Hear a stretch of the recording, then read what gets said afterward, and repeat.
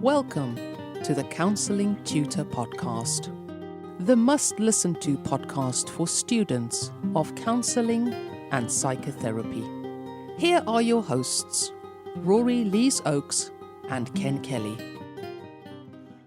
Hi, I'm Rory, and at the time of recording this episode, we're on an academic break, and my co-presenter Ken is taking a well-earned rest. It's about this time of year that we have special editions, and we're bringing you an interview with Kelly Budd from the awarding body CPCAB, who brings us some exciting news regarding online qualifications, and this is what she had to say. And we welcome Kelly Budd, who's head of qualifications at CPCAB and has, of course, appeared on the podcast previously. If you look at any of our 2020 podcasts in the podcast tab at counsellingtutor.com, you'll hear about Kelly. You'll hear Kelly occasionally speaking about qualifications at CPCAB. And Kelly's here to share some really exciting news, aren't you, Kelly? I am, Rory. Thank you. It's absolutely lovely to be back after a bit of a time off with you.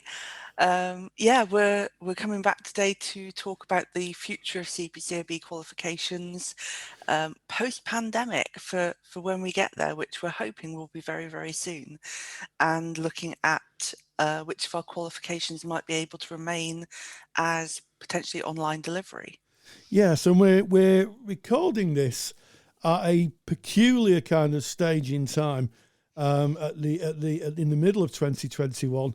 We're not post-pandemic yet, but we're not in the height of the pandemic. But it's certainly, in terms of education, a lot of lessons have been learned in terms of how we adapted to the pandemic. And what lessons and procedures do you think CPCAB have invoked to support learners through that very difficult time, certainly in 2020? Absolutely. I think we've learned an awful lot over this past year. And previously, CPCAB, we were very much of the opinion that qualifications in counselling, particularly, always would have to be delivered face-to-face to be kind of real high quality. What we've learnt from our centres this year is that with the right level of support and the right commitment from tutors and centre staff, online delivery for counselling can actually be very, very effective and can be as high quality as our face-to-face delivery. So we just found that our centres were able to do something completely extraordinary that we'd never thought was possible. Absolutely, and I think this is a really, really interesting point. I as someone who's taught and gone through, obviously, counsellor training, I don't think anybody would have thought that at some point we would be delivering counselling training in virtual classrooms on Zoom, and working in such a way. But I'm guessing that all education must match the environment that work is taking place in. And of course, in terms of counselling, a lot of counselling is taking place online at the moment. Yeah, absolutely. So we've looked at a lot of the very recent research into where kind of the counselling profession may go. And it very much looks like it will be a blended landscape with a lot of online delivery staying, but also some counselling going back to face-to-face. So for us, our qualifications need to be blended as well. There needs to be the opportunity for learners to learn online skills in an online environment and face-to-face skills in a face-to-face environment as well. So we really do hope that there will be the opportunity for learners to really get kind of an experience of their counselling training that matches the sort of profession they're going to be moving into. Absolutely. And CPCAB, it strikes me, has always been a very progressive organisation.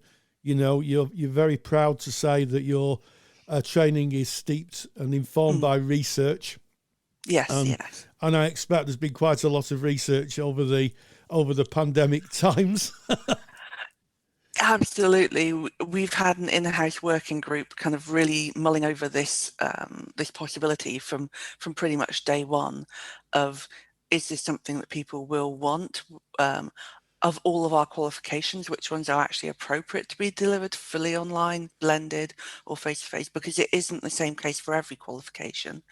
And when we do release this information to centres, which by the time this podcast goes out, it will be available to centres, they'll see a very specific kind of different ratio between qualifications, because we really have kind of picked down into the detail of what can be delivered really well online and what will still need to be done face to face in the future. So let's talk about what qualifications, or which qualification suites are going to be available for a virtual classroom and online delivery. So you know which ones are you actually going to be establishing for delivery? I think it's really well, all of our qualifications will still be available fully face-to-face if the centres and the learners want to have a face-to-face option. So we won't be paring back our face-to-face offer. So this is an additional kind of offer to centres. And for our lower level qualifications, so our level 2 and 3 qualifications, so our intro to counselling, the counselling skills, the counselling studies, the life coaching level 3, and the shorter qualifications, those will be qualifications where centres could opt to deliver those fully online.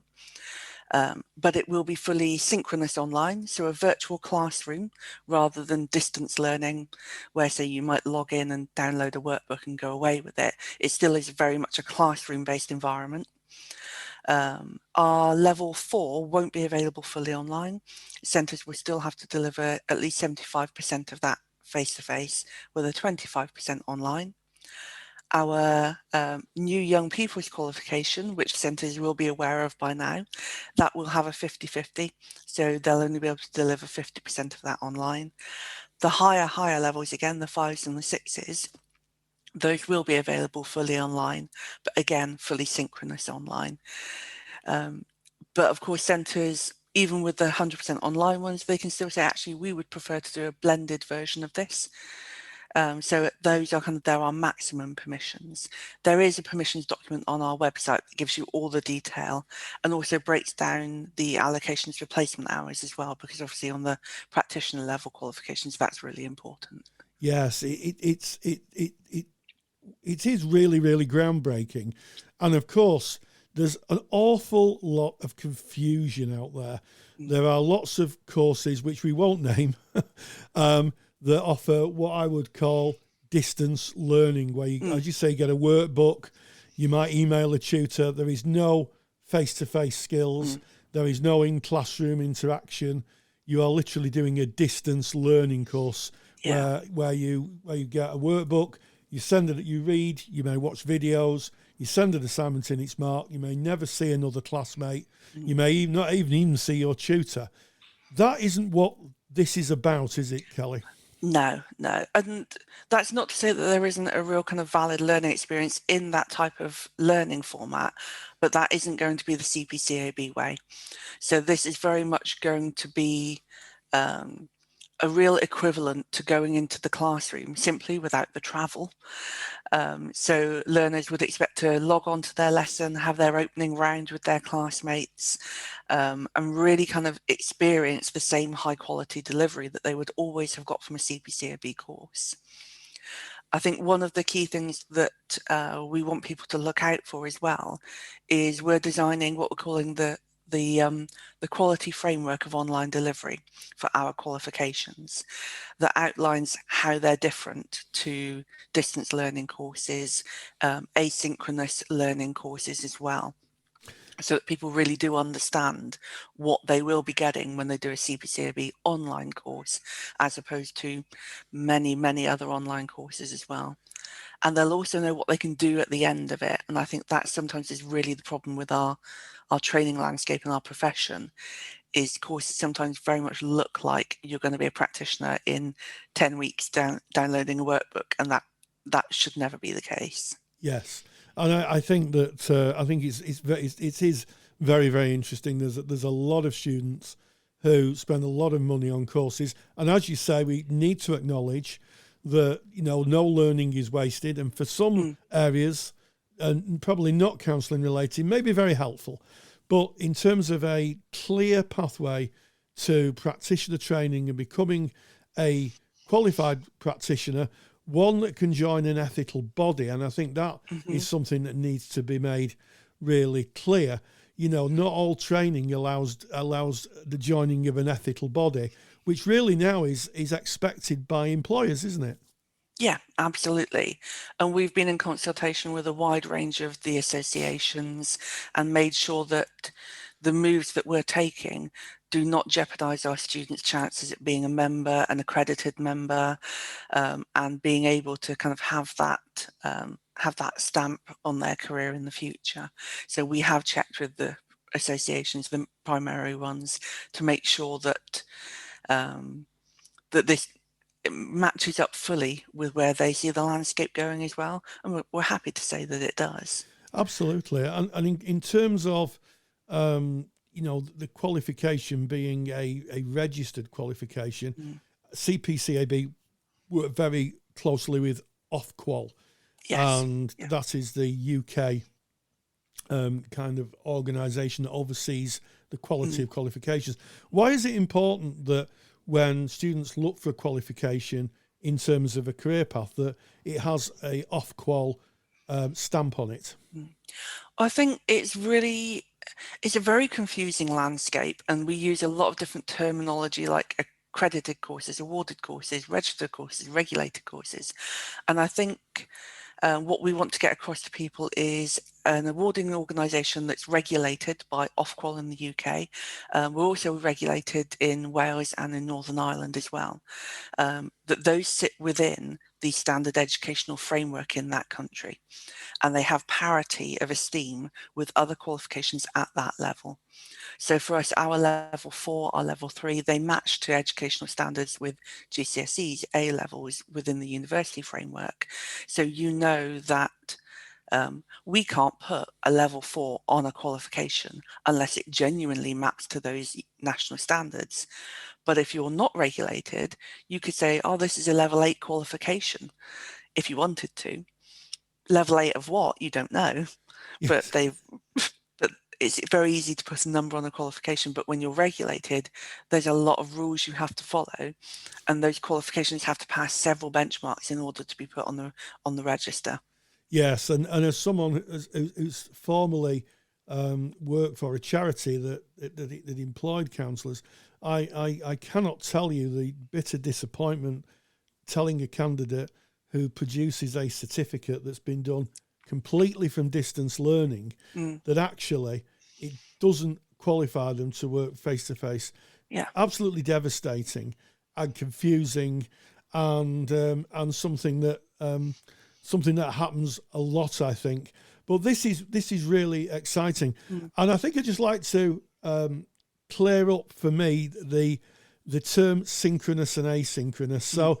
So Kelly and myself are meeting in real time, so we're communicating synchronously, aren't we? yes. By the time you listen to this podcast, you'll be receiving it asynchronously. You'll be receiving it in another time frame. I think that's the difference, isn't it? Yep, that's a perfect example, Rory.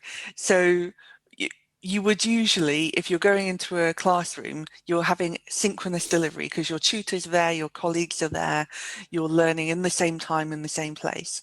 And our online delivery will be synchronous in very much the same way. Of your tutor is there, your student peers are there. And that's not to say that asynchronous doesn't have value, but it will be the same way that it always would be when you're in the classroom, where you get homework to do in your own time whenever you choose, but your teaching, your guided learning hours will be synchronous. So that might be you go off and you do a skills practice, but your tutor's still floating there in the background, and you can call on her or him to come and support you at a moment's notice. You're not kind of left adrift. And I think that's one of the things that really is going to be the mark of difference for our qualifications being online. And I think what we have learnt this year is that there really is an appetite for online delivery. It was there before because people were signing up for all of these online and distance learning courses. And I think what we wanted to do was to acknowledge that after the pandemic, that appetite will probably be heightened because people have done it. And if people are looking out on the landscape trying to find online courses, we would much rather they find ours than, like you say, something where they're going to go to an agency in the future and say, well, I did this level 4 course online, and the agency is going to say, well, sorry, but that doesn't count for anything. So if they're going to be choosing something, we'd rather they choose something good. Well, I think there's no better way to end the podcast on. And in terms of choosing something good, it's terribly exciting. It strikes me that it is in the spirit of counselling. You know, Carl Rogers very famously talked about the people of tomorrow. And what would the people of tomorrow be? And they're us, and they're the students who are asking for a change in delivery, and CPCAB seem to have delivered that. So Kelly Budd, thank you so much for joining us. Thank you, Rory. It's been great. It would seem that CPCAB are grasping the sign of the times and are adapting themselves to the online world. And as always, stay grounded, stay safe, and hey, join the digital counselling revolution. Thank you for listening to the Counselling Tutor Podcast. Find the show notes for this episode on our website at www.counsellingtutor.com.